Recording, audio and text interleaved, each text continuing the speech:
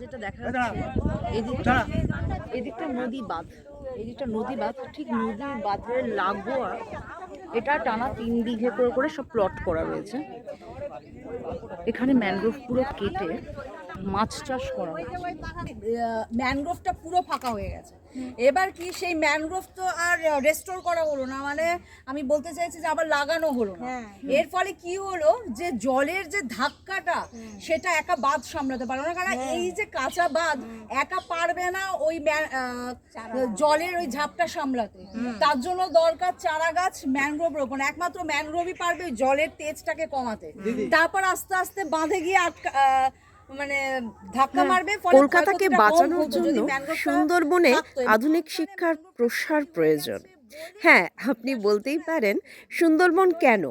সব জায়গায় আধুনিক শিক্ষার প্রসার প্রয়োজন, এবং তা আমি সম্পূর্ণ একমত। এবং আমাদের অরণ্য সোসাইটি ইতিমধ্যেই সেই কর্মকাণ্ড শুরু করেছে। এখন প্রশ্ন হচ্ছে যে সুন্দরবন ব্যাপারটা কেন আমরা এতটা গুরুত্ব দিচ্ছি, তার জন্য প্রধান কারণ হচ্ছে সুন্দরবনের ম্যানগ্রোভ, যা হচ্ছে কলকাতার পাহারাদার বা রক্ষাকর্তা। এবং বিগত 15 বছর ধরে সুন্দরবনের প্রত্যন্ত অঞ্চলে গিয়ে মানুষকে বোঝানোর চেষ্টা করেছি যে ম্যানগ্রোভের গুরুত্ব কতটা, এবং তাকে বাঁচানোর দায়িত্বটা আমাদের সবাইকেই নিতে হবে। কিন্তু এই কাজে আমি মনে করি সম্পূর্ণরূপে আমি ব্যর্থ।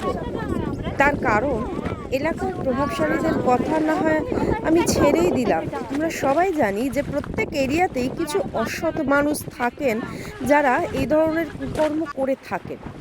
কিন্তু সমস্যাটা হচ্ছে অধিকাংশ মানুষ কিন্তু ভরসা করে তাদের কথাতেই। বছর 3 আগের ঘটনা, যখন ইয়াস সাইক্লোনে বিধ্বস্ত হয়েছিল ছোট মোল্লাখালীর একটি অঞ্চল, আমরা সদলবলে ছুটে গিয়েছিলাম তাদের পাশে দাঁড়ানোর জন্য। এবং গিয়ে যা দেখলাম, সুন্দরবন অঞ্চল খাল সমৃদ্ধ, সেই খালের ধারে রয়েছে প্রকৃতির অফুরন্ত ম্যানগ্রোভের সম্ভার। কিন্তু সেই এলাকার কিছু প্রভাবশালী অবলীলাক্রমে সেই ম্যানগ্রোভ ধ্বংস করছে এবং তৈরি করছে মাছের ভেরি। তার কারণ অতিরিক্ত লোভ, এবং এলাকার মানুষ অনেকেই তাদের সঙ্গে যুক্ত, এবং অবলীলাক্রমে বিস্তীর্ণ ম্যানগ্রোভ অঞ্চল ধ্বংস করে তারা তৈরি করছে মাছের ভেরি। তখন আমি একটা জিনিস অনুভব করি যে যতক্ষণ না ম্যানগ্রোভের গুরুত্ব ওখানকার পরবর্তী প্রজন্ম বুঝবে, কোনোভাবেই সুন্দরবনকে রক্ষা করা সম্ভব নয়। তাছাড়া একটি শিক্ষিত প্রজন্ম অল্টারনেট লাইভলিহুডের দিকেও ঝুঁকবে, কারণ কেউই চায় না যে জীবনে ঝুঁকি নিয়ে এভাবে ম্যানগ্রোভ ধ্বংস করতে। সুন্দরবনের এই বিস্তীর্ণ ম্যানগ্রোভ যদি ধ্বংস হতে থাকে, যে কোনো দিন একটি ঝড় আসবে যা কিন্তু কলকাতাকেও লণ্ডভণ্ড করে দিয়ে চলে যাবে। এটা একটা অন্যতম কারণ অরণ্যজের আধুনিক শিক্ষা প্রসারের উদ্যোগে। কারণ বিগত 15 বছর ধরে পরিবেশ, স্বাস্থ্য, জীবিকা প্রভৃতি বিষয়ে কাজ করার পর আমরা একটা জিনিস অনুভব করেছি যে প্রত্যেকটা সমস্যারই মূলে রয়েছে কিন্তু অশিক্ষা। এবং এই শিক্ষা কখনোই আমাদের এই বস্তা পচা সিলেবাস দিতে পারে না।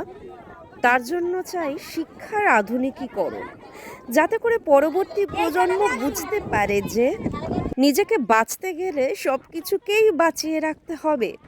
কারণ সব কিছু ধ্বংস হয়ে গেলে শুধু টাকা চিবিয়ে তো আর বেঁচে থাকা যাবে না।